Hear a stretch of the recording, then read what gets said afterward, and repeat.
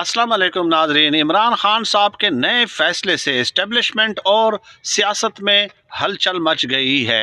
इमरान खान साहब ने चेयरमैन के लिए नामजद किया है बैरिस्टर गौहर अली खान को, जो कि एडवोकेट हैं, वकील हैं। मरकज़ी सीनियर रहनुमा के लिए अहमद अवैस साहब को, जो कि अगेन सुप्रीम कोर्ट के एडवोकेट हैं, यानी कि वकील भी हैं। और इसके अलावा सदर के लिए कहा जा रहा है कि इमरान खान साहब हामिद खान एडवोकेट को सामने लाने वाले हैं, यानी कि again advocate advocate advocate advocate आपको नज़र आ रहे हैं। और पंजाब के सदर के लिए डॉक्टर यास्मीन राशिद साहबा का नाम ज़ेरे गौर है। अब ये वकला, ये एडवोकेट्स क्यों सामने आ रहे हैं?